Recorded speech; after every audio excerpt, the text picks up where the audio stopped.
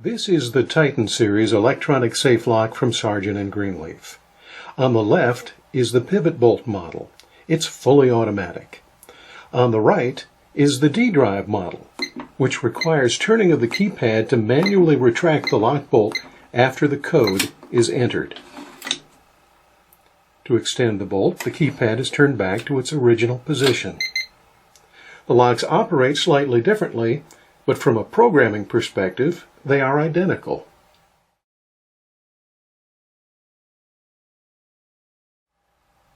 Your Titan lock is shipped with one code, the master code, which is used to open the lock and also can be used to perform certain programming functions.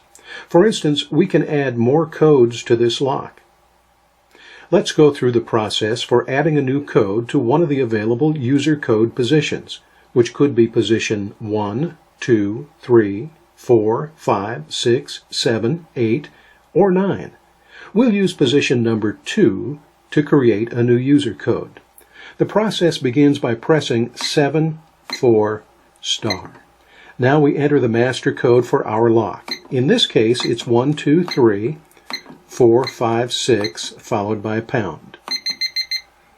Now we'll enter the user position where we wish to create a new code. We've decided to put it in position 2, so we press 2, pound.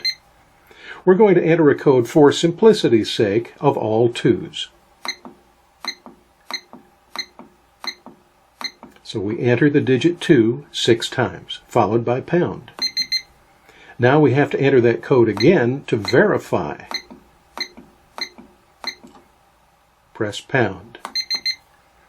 Now we have a new code in the lock in addition to the master code, and our new user code is 222, 222, followed by pound.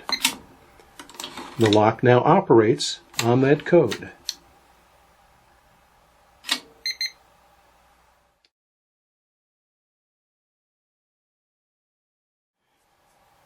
Here's the procedure for deleting a code which already exists in the lock.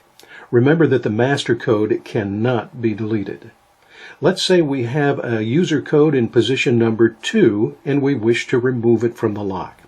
We begin by pressing 7, 4, star. We then enter the master code for this lock. In this case, it's 1, 2, 3, 4, 5, 6, followed by pound. Remember, we're erasing the code in position 2, so we press 2, pound. Now, instead of entering a number, we simply press pound, and we press pound again. Now, the code in the number 2 user position has been eliminated from this lock.